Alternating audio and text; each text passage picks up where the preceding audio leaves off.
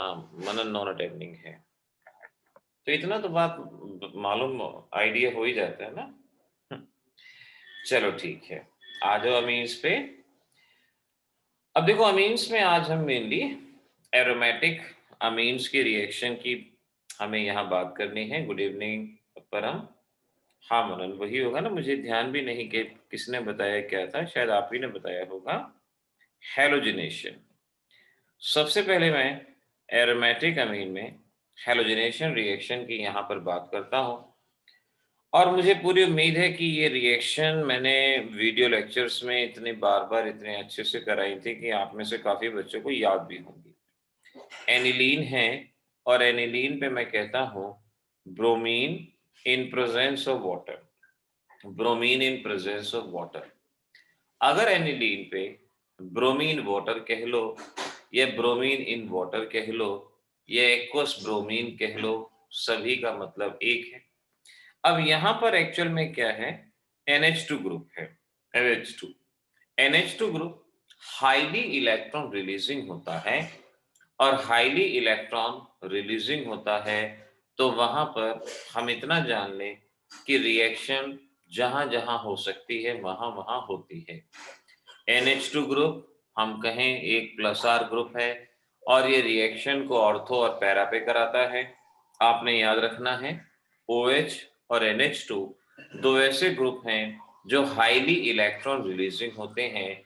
Highly electron activating group इनको कहा जाता है। तो एक्टिवेटिंग ग्रुप बोलते हैं, या आप इसको हाईली रिलीजिंग ग्रुप बोलते हैं, किसी भी तरह से आप इसको यहाँ पर बोल सकते हैं। तो ये रिएक्शन हर उस पोजीशन पे होगी जहां जहां हो सकती है, यानी ऑर्थो और पैरा पे। ऑर्थो से हाइड्रोजन जाएगा, एक ब्रोमीन जाएगा, एक HBr। पैरा से एक हाइड्रोजन एक ब्रोमीन, ऐसे ही ऑर्थो से हाइड्रोजन और ब्रोमीन। और इस तरह से यहाँ पे ट्राई सब्स्टिट्यूशन होगा। आपके पास ब्रोमीन तीन जगह पे यहाँ पर मिलेगा, यानी 2,4,6 ट्राई ब्रोमो एनिलीन। ये हमारा प्रोडक्ट यहाँ पर फॉर्म होगा, यहाँ बनेगा। इसकी खास बात क्या है कि ये वाइट प्रेसिपिटेट हैं, और वाइट प्रेसिपिटेट होने की वजह से ये एनिलीन का डिस्टिंग्विशिंग टेस्ट बनता है, एनिलीन का टेस्ट कहा जाता है। अब देखो, हर क्वेश्चन में आपको इतना यहाँ पर जान लेना है कि क्या क्या इंपॉर्टेंट क्वेश्चन बनता है। हाँ श्रुति, वो भी होता है, बट वहां पे प्रेसिपिटेट नहीं बनता श्रुति, डीकलराइजेशन होता है, वहां पे प्रेसिपिटेट नहीं फॉर्म होता, यहाँ प्रेसिपिटेट बनता है। तो देखो, पहला क्वेश्चन आएगा कि right A short note on halogenation of aniline. दूसरा क्वेश्चन ये आएगा कि एनिलीन पे ट्राई सब्स्टिट्यूशन क्यों होता है, ट्राई सब्स्टिट्यूशन क्यों होता है। और देखो इस तरह से, Y on aniline, aniline tribromination takes place, tribromination takes place. अब अगर ये क्वेश्चन आता है और आप सिर्फ ये लिख के आते हो कि NH2 is highly electron reducing, तो पूरे नंबर नहीं मिलते। नो डाउट, मेन रीजन हमारे पास यही है कि जो NH2 है वो हाईली इलेक्ट्रॉन रिलीजिंग है, और इस वजह से ही ये रिएक्शन ऑर्थो पैरा पोजीशन पे होती है। लेकिन आपको बकायदा रिएक्शन लिख के दिखानी होगी, नाम बताने होंगे, वाइट प्रेसिपिटेट बनते हैं, ये भी आपको वहां पे बताना होगा, तब जाके आपको मार्क्स मिलेंगे। अब देखो, जैसे ये क्वेश्चन आता है, give a distinguishing test, give a distinguishing test between, और आपसे ये टेस्ट पूछ लिए जाते हैं। पहला आपसे कहते हैं कि भाई एनिलीन है और दूसरा बेंजाइल अमीन है, आपको इन दोनों में टेस्ट बताना है। तो एनिलीन और बेंजाइल अमीन, ब्रोमीन वाटर टेस्ट कौन देगा, एनिलीन। तो इस केस में आप अपना जवाब ब्रोमीन वाटर टेस्ट के बेसिस पे बताएंगे, इस बेसिस पे जवाब दिया जाएगा। अच्छा जरा मुझे बताना, अगर आपसे कहते हैं भाई CH3NH2 और साथ में एनिलीन, इनके बीच में टेस्ट बताओ। तो कौन सा टेस्ट बताया जा सकता है? CH3NH2 और एनिलीन। क्या कार्बाइल अमीन से बता सकते हैं? कार्बाइल अमीन, सोच के बताओ। कार्बाइल अमीन से नहीं बता सकते मनीष, नहीं। दक्ष का जवाब ठीक है यहाँ, बाकी बच्चों का जवाब, पलक का भी ठीक है। तो हम इसमें कार्बाइल अमीन से नहीं बता सकते, क्योंकि कार्बाइल अमीन टेस्ट हर वो कंपाउंड देता है जिसमें NH2 ग्रुप होता है। तो ये कार्बाइल अमीन नहीं, बिल्कुल नहीं। ब्रोमीन वाटर टेस्ट होगा, और ब्रोमीन वाटर टेस्ट से ही आप इन दोनों में डिफरेंस बता सकते हैं। अमीन्स में खास तौर पे ध्यान रखना, फेरिक हाइड्रोक्साइड वाला टेस्ट था, वो important. Bromine water, ferric hydroxide तो हर तरह का अमीन हो वो उस टेस्ट को देता है। ब्रोमीन वाटर सिर्फ एनिलीन देता है। कार्बाइल अमीन सिर्फ प्राइमरी अमीन देता है, चाहे एलिफेटिक हो चाहे एरोमेटिक हो, सिर्फ प्राइमरी अमीन देता है। और एक ये हो गया हिंसबर्ग रिएजेंट टेस्ट, उसे प्राइमरी, सेकेंडरी और टर्शियरी के बीच में डिस्टिंक्शन के लिए इस्तेमाल किया जाता है। तो हमारी इस रिएक्शन को आपने ध्यान रखना है कि ब्रोमीन का अटैक होगा, ट्राई सब्स्टिट्यूशन होगा, 3 ब्रोमीन आपको यहां पर मिल जाएंगे, ये ध्यान रखना। अब जरा यहीं पे आपको कन्वर्जन आना चाहिए, कन्वर्ट। और अगर याद होगा तो ये मैंने ऑनलाइन क्लासेस के अंदर भी करवा रखा है। एनिलीन से आपको बनाना है bromine, bromine, and this is ये। और ऐसे ही दोनों के दोनों इंपॉर्टेंट कन्वर्जन है, दोनों के दोनों आपको आने जरूरी हैं। ये 3 कंपाउंड, 2 कंपाउंड हमें एनिलीन से बनाने होते हैं। अगर याद है तो जल्दी से इनको सॉल्व करो, बनाने की कोशिश करो। कैसे होंगे? पिछली रिएक्शंस को ध्यान में रखते हुए आपने इनको यहां पर ड्रॉ करना है, बनाना है। देखो, बना के देखो, शायद याद आ जाए। रिएजेंट बता दो मुझे, उससे बात बन जाएगी, उससे देख लेंगे हम। एनिलीन से ये 2 कंपाउंड, बहुत क्लासिकल क्वेश्चन है ये। इवन जब सब्जेक्टिव पेपर हुआ करते थे कॉम्पिटिटिव के, ये वहां भी आते थे। श्रुति, आपका पहला जवाब बिल्कुल ठीक है, करेक्ट है। व्हाट्सएप पे भेजो, चैट में बताओ, क्योंकि बात तो तभी बननी है, रिएक्शन रिवाइज होनी है, याद आनी है, तभी याद आनी है जब उसको लिख के देखा जाएगा। पहला स्टेप आपका यही ब्रोमीन वाटर वाला। पहले स्टेप में तो ब्रोमीन वाटर की रिएक्शन करा दो, उसके बाद सोचो कौन से ग्रुप को किस में बदलना है। दक्ष, सेकंड रिएक्शन बिल्कुल ठीक है, सेकंड बिल्कुल ठीक है। पलक, आपने ये फर्स्ट का बताया बेटा। बेटा ये जो आपने ये बताया ना, ये फर्स्ट नहीं सेकंड का जवाब है ये। श्रुति, आपने जवाब दिया।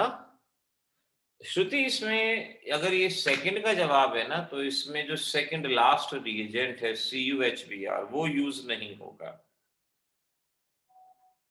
और मनीष का जवाब आया, मनीष ने बेंजीन में रिंग लगाना भूल गया है थर्ड स्टेज पे। मनीष, उसको ठीक कर लेना थर्ड स्टेज पे। और कंपाउंड ठीक है आपका फर्स्ट का, और सेकंड भी मनीष बिल्कुल ठीक है आपका जवाब। तान्या, आपका जवाब मैं कहूं फर्स्ट का बिल्कुल ठीक है, करेक्ट है, दिस इज राइट, करेक्ट है। श्रुति ने हाँ अब सही जवाब दिया है, बिल्कुल सही, बिल्कुल ठीक है। तो देखिए यहाँ पे, और बच्चे कोई बताना चाहो जल्दी से? मैं रिएजेंट लिख देता हूं। फर्स्ट रिएक्शन को करवाने के लिए पहले आपने एक्वस ब्रोमीन, यानी ब्रोमीन वाटर का पहले इस्तेमाल करेंगे, ब्रोमीन वाटर। मनन, फर्स्ट का लास्ट स्टेप ठीक नहीं है, HBr से ये रिएक्शन नहीं होती, भूलो मत मनन। या तो आप वहां पे रिएक्शन करवाओ गैटरमैन या सैंडमेयर, तब जाके वो फॉर्म होगा। प्रियांशु की पहली रिएक्शन ठीक है, करेक्ट प्रियांशु, ठीक है। तो पहला स्टेप Br2H2O, इससे क्या होगा, इससे यहाँ जो NH2 है, NH2 तो यहीं रहेगा, लेकिन उसके बाद हर पोजीशन पे ब्रोमीन ब्रोमीन ब्रोमीन आ जाएगा, ये होगा। फिर NaNO2 NaNO2 H आपका HCl NaNO2 HCl, इससे क्या होगा कि जो NH2 है वो N2 पॉजिटिव Cl नेगेटिव में बनेगा। अब ब्रोमीन लाना है, ब्रोमीन कैसे लाओगे, CuHBr या CuBrHBr, दोनों में से कोई भी रिएक्शन करा दो, आपकी ये फर्स्ट रिएक्शन करेक्ट हो जाएगी। तो फर्स्ट रिएक्शन के रिएजेंट बता दिए। तान्या आपका जवाब ठीक है, सेकंड क्वेश्चन भी आपका ठीक है। तो पहली रिएक्शन को करने के लिए ये हमने इस्तेमाल किया, मनन नहीं लास्ट स्टेप में Br2 सनलाइट, नो बिल्कुल नहीं। आप थोड़ा सोचो, ध्यान लगाओ, मैंने आपको बता दिया कि ये स्टेप हो जाएंगे ना। चलो ठीक है, सेकंड रिएक्शन को करने के लिए क्या करो, पहले Br2 वाटर का इस्तेमाल करो, Br2 वाटर। अब Br2 वाटर से क्या होगा, try substitution, NH2 bromine bromine.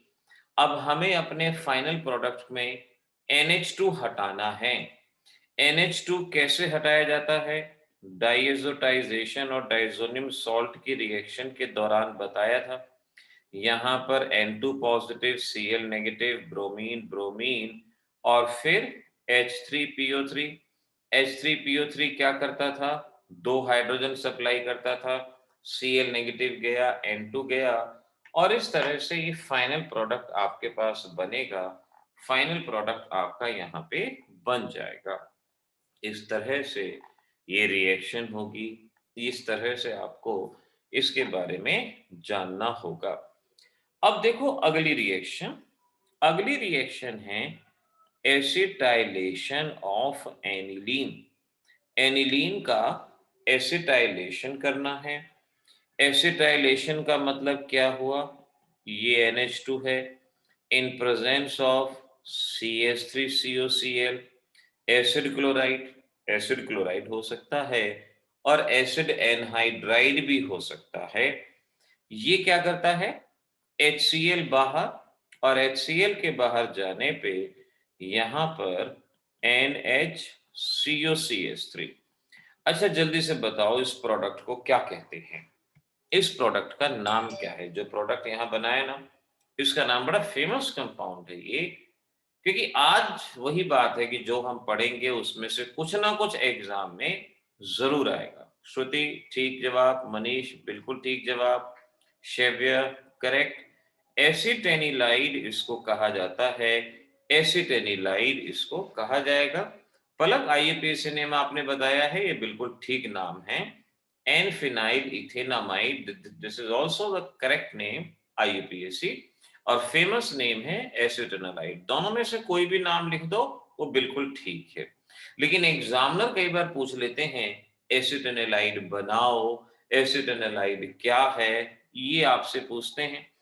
अब यहीं पर अगर मैं कह दूं बेंजोइलेशन, बेंजोइलेशन, अभी तो था एसिटाइलेशन, अब मैंने कह दिया बेंजोइलेशन। तो बेंजोइलेशन में बेंजोइल क्लोराइड का इस्तेमाल किया जाएगा, बेंजोइल क्लोराइड, और बिल्कुल सेम रिएक्शन, HCl बाहर, और यहां इस तरह से NHCO, और बेंजीन को ऐसे लिख दें N phenyl benzamide, N phenyl benzamide हमारे कंपाउंड का नाम। अच्छा देखो ये तो मैंने कह दिया ना कि बेंजोलेशन, चलो जल्दी से बताओ इस रिएक्शन का एक्चुअल नाम क्या है। बेंजोलेशन तो एक जनरल प्रोसेस हो गया कि भाई बेंजोइल ग्रुप लगा दिया, बेंजोइलेशन। लेकिन मैंने पास्ट क्लासेस में, पिछली 2-3 क्लासेस में नाम बताया था, हाँ दक्ष का जवाब बिल्कुल ठीक आ गया, ये नाम याद रखने हैं। श्रुति एसिटाइलेशन तो एसिटाइल अल्काइल ग्रुप होना चाहिए, एसिटाइलेशन और बेंजोइलेशन नॉर्मल प्रोसेस के नाम हैं। मैं नेम रिएक्शन के तौर पे इस रिएक्शन का नाम जानना चाहता हूं। ये रिएक्शन फिनॉल पे भी होती है, प्रियांशु का जवाब बिल्कुल ठीक है, स्कॉटन-बॉमेन रिएक्शन के नाम से इसको पहचानते हैं। स्कॉटन-बॉमेन, फिनॉल पे भी बेंजोइल क्लोराइड का एक्शन हो तो वो भी स्कॉटन-बॉमेन, और यहाँ भी इसको स्कॉटन-बॉमेन रिएक्शन के नाम से पहचानेंगे। दोनों ही नाम यहाँ पर याद रखने हैं। अब एग्जामिनेशन में चलो स्कॉटन-बॉमेन, I think last year board में ये क्वेश्चन स्कॉटन-बॉमेन के तौर पे आया था। अब देखो ये क्वेश्चन आता है, what is the function what is the function of acetanilide, acetanilide का फंक्शन क्या है, ये क्वेश्चन हमसे पूछा गया।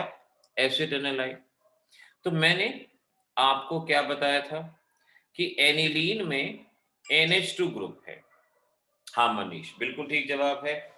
दक्ष, जो आपने ये बताया है ना, ये कारण है, ये आंसर का मेन पार्ट जरूर है, लेकिन पूरा आंसर नहीं है जिससे आपको पूरे नंबर मिलेंगे।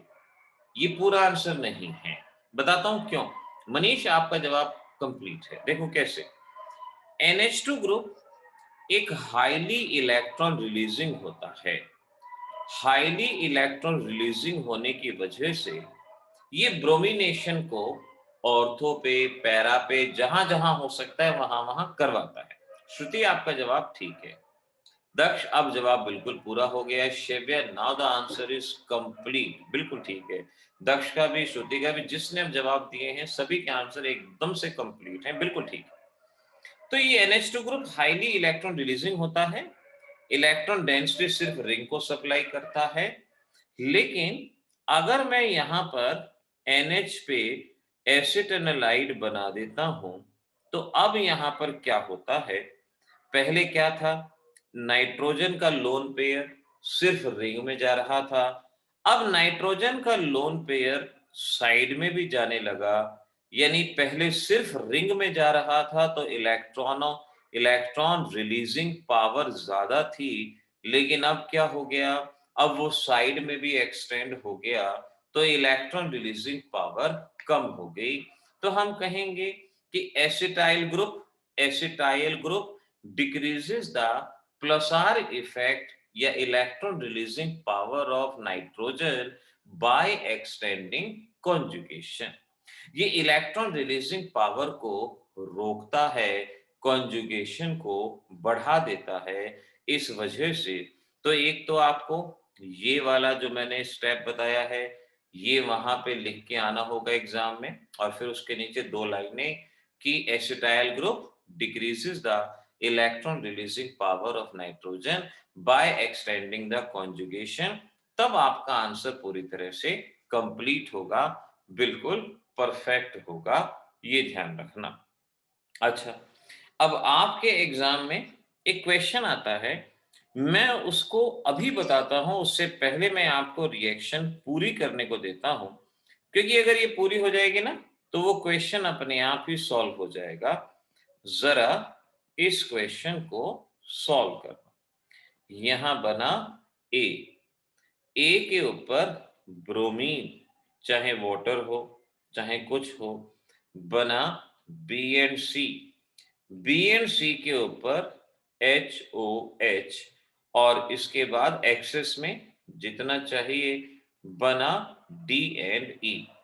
अब यहां इस रिएक्शन के प्रोडक्ट हमें प्रेडिक्ट करने हैं। ये जो रिएक्शन है इंपॉर्टेंट कन्वर्जन है एग्जाम का, बताता हूं अभी क्या कन्वर्जन है, लेकिन यहीं पर अगर अपना दिमाग लगा के जवाब दे सकते हो तो जरूर दो। प्रोडक्ट के नाम भी बताने हैं कि वो प्रोडक्ट जो डी और ई बने वो क्या बने, बता सको तो बहुत अच्छी बात है, लेकिन अभी इसको पहले ड्रॉ करो, पहला स्टेप तो हो जाएगा। अच्छा ध्यान रखना, एनहाइड्रस AlCl3 मत लिख देना। अगर आपने एसिटाइलेशन के दौरान फ्रीडल क्राफ्ट रिएक्शन दिखा दी तो वो गलत हो जाएगा, क्योंकि एनिलीन पे फ्रीडल क्राफ्ट रिएक्शन नहीं होती। वो तो एक इंपॉर्टेंट क्वेश्चन भी हुआ करता था, तो फ्रीडल क्राफ्ट नहीं दिखाना आपको। ए प्रोडक्ट में ऑक्सीजन पे नेगेटिव चार्ज मनीष नहीं आएगा, आपने ऑक्सीजन पे जो नेगेटिव चार्ज दिया है ना वो नहीं आएगा। नाइट्रोजन पे लोन पेयर दिखा सकते हो, श्रुति एज सही है। दक्ष, ओके, दक्ष आपका जवाब बिल्कुल ठीक है, परफेक्ट आंसर, सारे जवाब ठीक हैं आपके। श्रुति का ए ठीक है और शैव्या ने फाइनल आंसर बताया, बिल्कुल ठीक है शैव्या, दिस इज करेक्ट। देखो जिस तरह से आप बच्चे मुझे आंसर देते हो ना, मैं बताऊं जिन बच्चों के आंसर मुझे पास आते हैं और काफी बढ़िया बढ़िया आंसर होते हैं, तो इस साल तो मुझे 100 आउट ऑफ 100 कई सारे बच्चों के एक्सपेक्ट कर लेने चाहिए, क्योंकि इतना एक्सपीरियंस हमारा होता है कि हाँ जो बच्चा इस लेवल पे आंसर देने की कोशिश कर रहा है वो डेफिनेटली अच्छे नंबरों में जा सकता है। श्रुति ठीक है, बी प्रोडक्ट ठीक है। देखो मैं यही कहूंगा, अभी एग्जाम में जो समय है, जो सैंपल पेपर वगैरह जो होते हैं ना, ये जो अरिहंत वगैरह के जो आते हैं, ऐसा कोई भी सैंपल पेपर जो इजीली अवेलेबल हो उसमें से भी आप क्वेश्चंस की प्रैक्टिस करना शुरू कर दो। उसमें से प्रैक्टिस करो। हर चैप्टर को पहले आपने वीडियो लेक्चर्स में से अच्छे से किया, रिवीजन के लिए वन शॉट वीडियोस का इस्तेमाल किया, और अगर आपने फिर अपने सैंपल पेपर में से और जो टेस्ट वगैरह देते हैं उससे तैयारी कर ली, तो देखो ये मान लो कि 100 आउट ऑफ 100 आपके कहीं नहीं गए। दक्ष, पेपर से 1 महीना पहले अगर आप तैयारी करोगे ना बेटा, पैनिक ज्यादा हो जाएगा। उस वक्त दिमाग में ये हो जाएगा कि ये देखो, हमारे साथ पता है क्या, हम एक उस एज में जी रहे हैं जहां हर चीज हमें इंस्टेंट दिखती है। किसी को मैसेज करना है व्हाट्सएप पे इंस्टेंट कर दिया, कहीं खाने गए हैं तो उसको स्नैपचैट पे, इंस्टाग्राम पे इंस्टेंटली शेयर कर दिया। तो हमें ऐसा लगता है कि भाई इंस्टेंट करने से काम हो जाएगा, लेकिन पढ़ाई कभी भी इंस्टेंट नहीं होती। इसके लिए हमें पहले से काम करना पड़ेगा। अब से अगर ये सोच के आगे बढ़ोगे कि पेपर तक मैं 3 बार रिवीजन कंप्लीट कर लूंगा, तो आप एक्सपेक्ट कर लो कि मैक्सिमम मार्क्स आपके उस वक्त आप अब बड़ी आसानी से अचीव कर सकते हो। लेकिन मेथड वही है जो मैंने बताया, कि पहले वीडियो लेक्चर्स में से तैयार करना है आपको, जो जो बताया है। वन शॉट रिवीजन के लिए इस्तेमाल करने हैं। अपने शॉर्ट नोट बना लेते हो तो अच्छा है, नहीं तो जो वन शॉट वीडियोस मैं अपलोड कर रहा हूं उनका इस्तेमाल करोगे। और फिर कोई सैंपल पेपर भी आपने साथ के साथ करना है। जो टेस्ट हो रहे हैं उन टेस्ट को भी अच्छे से करना है। यही मैक्सिमम है जो आप बच्चे अपने एग्जाम की तैयारी के लिए कर सकते हो। ठीक है ना, ऐसे तैयारी करो, क्योंकि बाद में क्या होता है ना, फिर कॉम्पिटिटिव का भी दिमाग पे प्रेशर इतना आ जाता है, तो हमारा दिमाग तो दिमाग है, फिर वो काम नहीं करता। श्रुति जवाब ठीक है आपका। मनीष, आपने फाइनल जवाब ठीक दिया है, लेकिन बी और सी में ना आपने ऑक्सीजन पे नेगेटिव चार्ज पता नहीं क्यों लगा दिया है, वो नहीं आएगा। और ये Arpit, this is the answer of next level बेटा। ये 12th का नहीं है, ये नेक्स्ट लेवल जरूर हो सकता है, but this is not of 12th। थोड़ा सा इसको ध्यान में रखो, है ना। हाँ, नेक्स्ट मैं जानता हूँ कि अब मेंस एग्जाम आ गए आपके, तो मेंस में जितना अब मैक्सिमम क्या कर सकते हो, वही पिछले 15 साल के जो क्वेश्चंस हैं उन्हें अच्छे से याद करना शुरू कर दो। अगर सॉल्व हो जाते हैं तो बहुत अच्छी बात है, लेकिन लास्ट टाइम रिवीजन के लिए वन शॉट वीडियोस अगर हमारे चैनल पे जाके कर लोगे ना सर्च की वन शॉट वीडियो, तो आप लिखोगे तो उस पे ही जो मैक्सिमम चैप्टर के हैं वो वीडियो आपके पास आ जाएंगे। अच्छा चलो मैं इसका आंसर बता दूं। काफी ने जवाब सही दिया है, लेकिन एक आध की थोड़ी सी एरर है, मैं बता देता हूं। HCl बाहर गया और ये एसिटोनालाइड बनेगा। मनीष, आपने यहाँ पर ऑक्सीजन पे बार बार नेगेटिव चार्ज लगाया था, उस नेगेटिव चार्ज को हटाओ और ये ऐसे रहेगा। ब्रोमीन, अगर सिर्फ एनिलीन पे ब्रोमीन आता तो ट्राई सब्स्टिट्यूशन होता, सिर्फ एनिलीन पे ब्रोमीन आता तो ट्राई सब्स्टिट्यूशन होता, लेकिन ये एसिड एनिलाइड है, ये नाइट्रोजन की इलेक्ट्रॉन रिलीजिंग पावर को कम कर चुका है, तो अटैक होगा आइदर ऑर्थो पे और पैरा पे। तो एक बार ऑर्थो पे करो, एक बार पैरा पे करो। अगर आपसे पूछें भाई ऑर्थो और पैरा में से मेन प्रोडक्ट कौन होगा, तो आपका जवाब होगा पैरा, क्योंकि ऑर्थो वाले में क्या होगा, स्टेरिक हिंड्रेंस होगा। ग्रुप इतने पास पास होंगे कि उनमें स्टेरिक हिंड्रेंस होगा, तो पैरा वाला मेन है आपका। वाटर के साथ रिएक्शन कैसे होगी? अब वाटर के साथ रिएक्शन देखो ऐसे होगी, मैं ऑर्थो वाले में करके दिखाता हूं क्योंकि पैरा वाले के लिए जगह नहीं है ना। तो देखो यहां से ये गया और ये गया, CH3COH यहां से बाहर चला जाएगा, हाइड्रोजन नाइट्रोजन पे जाएगा और इस तरह से ऑर्थो ब्रोमो एनिलीन मिलेगा। Ortho bromo same reaction para पे होगी तो पैरा ब्रोमो एनिलीन आपको मिलेगा और दो एसिटिक एसिड टोटल यहां पर बाहर जाएंगे, पैरा ब्रोमो एनिलीन मिलेगा। एग्जाम में क्वेश्चन यही आएगा कि कन्वर्ट कन्वर्ट एनिलीन टू ऑर्थोब्रोमो, या तो बोलेंगे वो ऑर्थोब्रोमो और या बोलेंगे पैराब्रोमो, दोनों नहीं बोलेंगे, या तो ऑर्थोब्रोमो या पैराब्रोमो। जो बोलते हैं ना वही आप सामने से लो। जैसे ऊपर वाली रिएक्शन में तो मैंने ऑर्थो पैरा दोनों बताए हैं। अगर एग्जाम में आ गया कि भाई आपको पैरा ब्रोमो एनिलीन बनाना है तो ऑर्थो वाला लिखो ही मत, सिर्फ पैरा वाला लिखो। और अगर वो कहते हैं कि ऑर्थो ब्रोमो एनिलीन बनाना है तो वहां पर आप सिर्फ और सिर्फ ऑर्थो वाला लिखो, पैरा वाला मत लिखो। तो इस बात को समझ लेना है कि ब्रोमिनेशन वाटर में है, एसिटाइलाइड पे है, क्या क्या अलग अलग बातें हैं, इन सभी बातों को आपने अच्छे से समझ लेना है।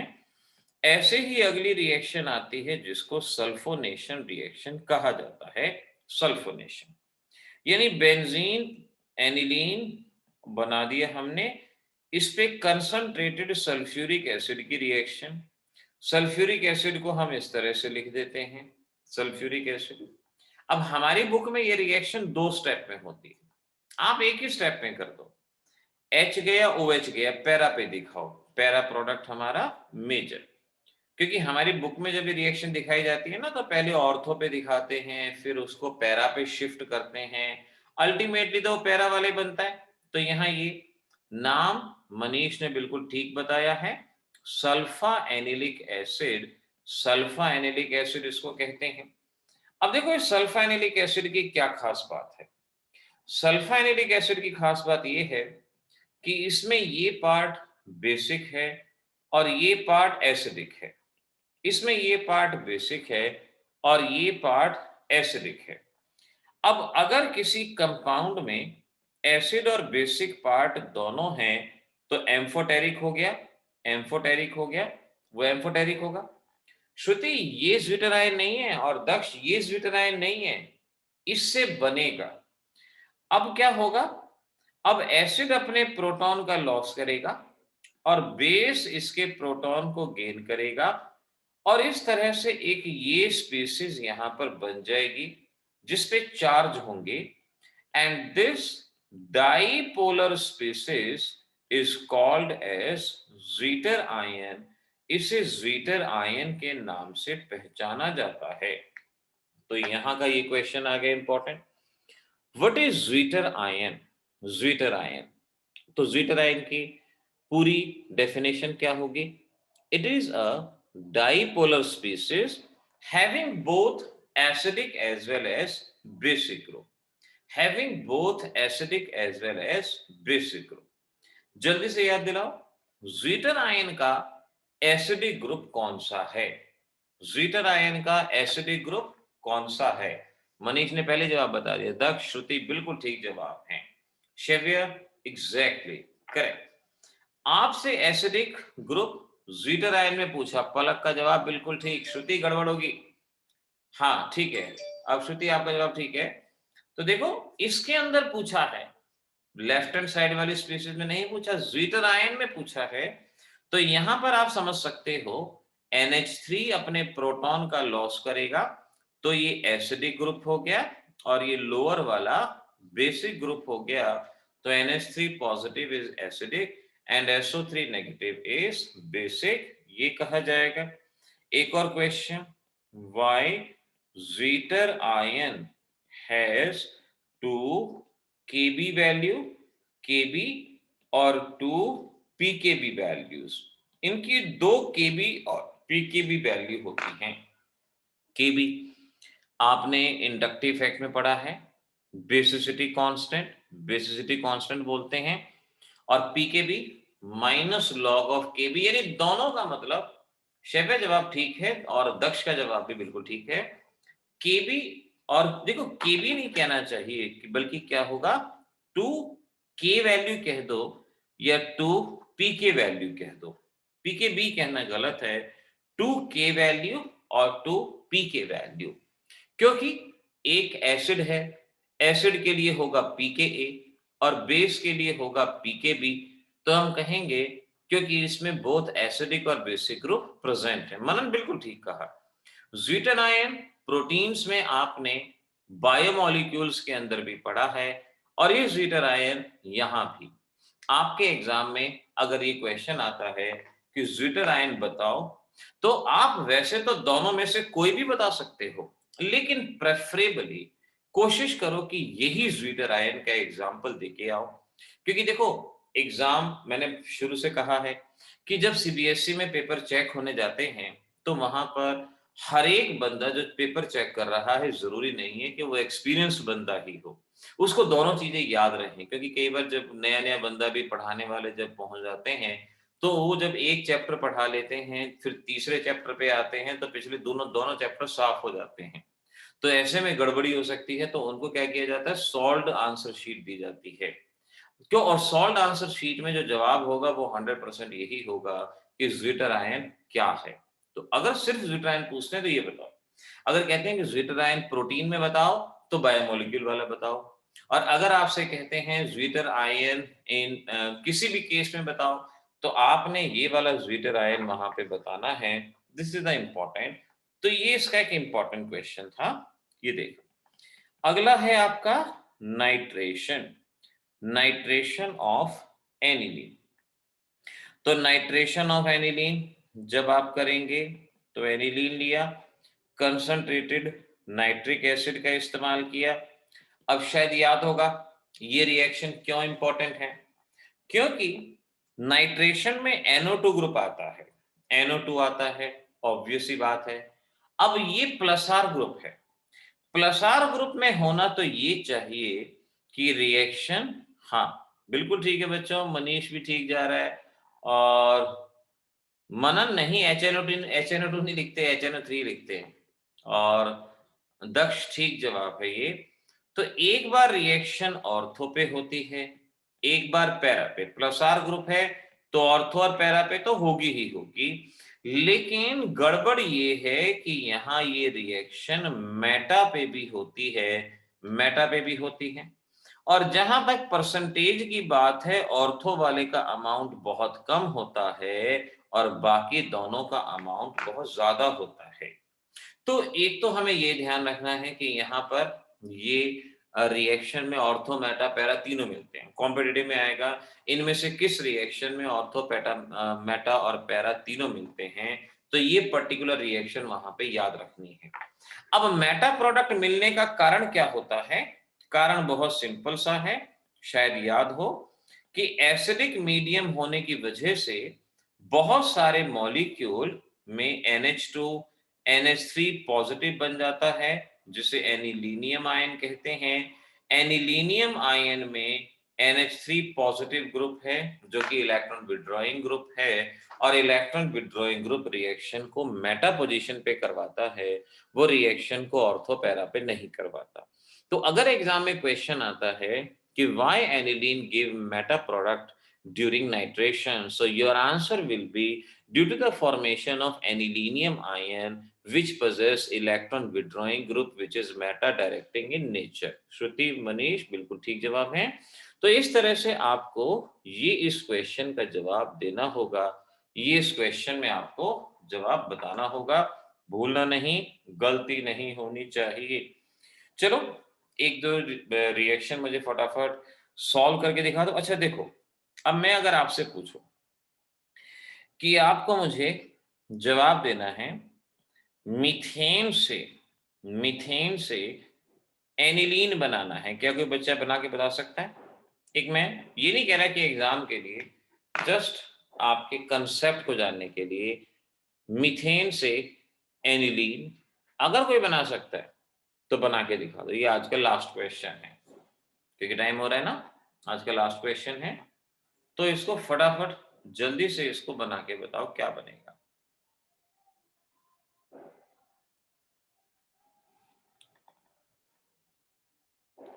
देखो मीथेन से एनिलीन, मीथेन सबसे छोटा ऑर्गेनिक कंपाउंड, क्योंकि आगे मैं ना ऐसे वीडियो भी बनाने वाला हूं कि हर चैप्टर को सिर्फ रिएक्शन कंप्लीशन से ही कंप्लीट किया जाए।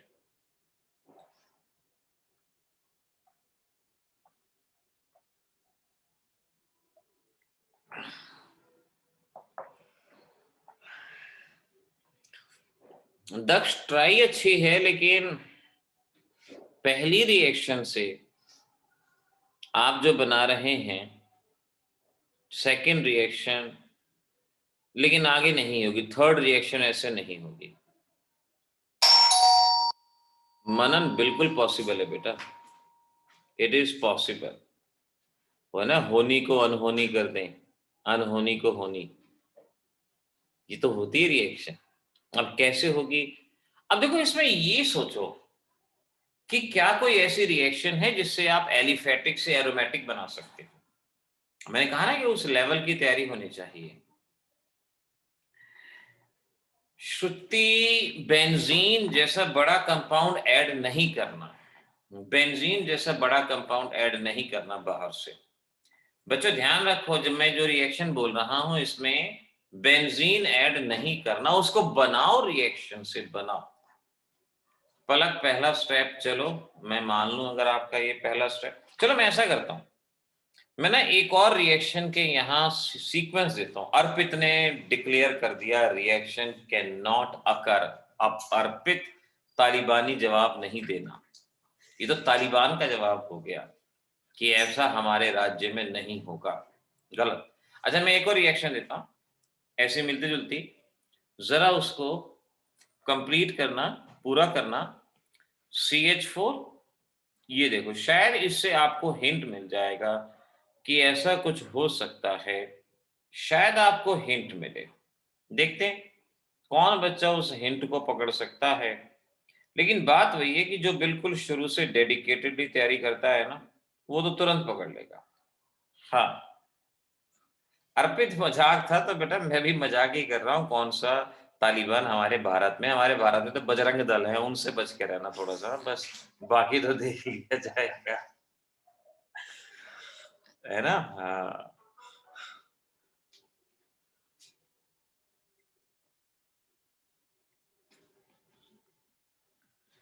देखो एक बार जरा जो मैंने अब स्टेप बताए हैं ना, एक बार उसको मैं व्हाट्सएप पे देखता हूँ किसका क्या जवाब आया है।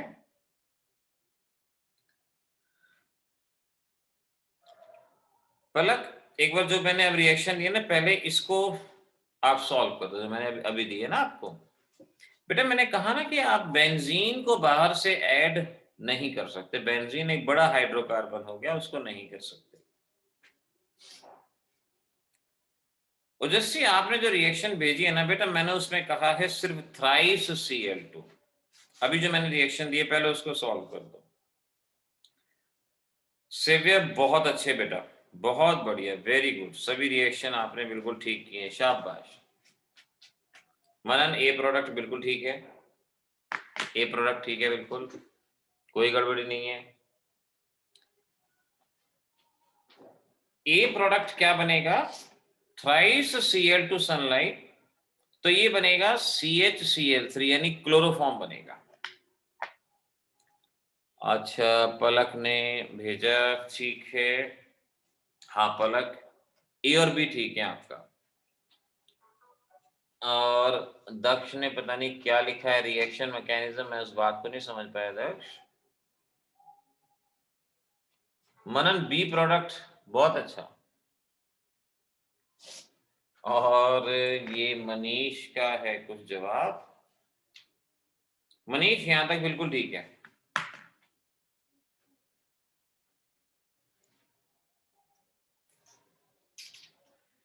बच्चों क्वेश्चन नंबर फर्स्ट का मैंने आपको प्रोसीजर बताया है, ये जो सेकंड बताया है ये मैंने आपका फर्स्ट रिएक्शन का प्रोसीजर। CHCl3 silver heating. अब ये रिएक्शन देखो कैसे होती है, क्लोरोफॉर्म में मैंने बताया था कि 2 हमारे पास क्लोरोफॉर्म होते हैं, 6 AgCl बाहर जाता है और 6 AgCl, मनन मैंने बता दिया बेटा, आपका वो जवाब ठीक है। और इस तरह से यहाँ पर ये हमारे पास बनेगा, ये बनेगा इथाइन, इथाइन बनेगा। मनन सी प्रोडक्ट ठीक है, इथाइन बनेगा हमारा बी प्रोडक्ट। उसके बाद रेड हॉट आयरन इथाइन को बेंजीन में बदल देता है, ये बेंजीन बनेगा। एलिफेटिक से एरोमेटिक पे जाने का ये मेथड, HCl बाहर और HCl बाहर जाने से डी प्रोडक्ट बनेगा क्लोरोबेंजीन, क्लोरोबेंजीन ये बनेगा। हाँ श्रुति बिल्कुल ठीक है आपका, और मनन डी प्रोडक्ट ठीक है।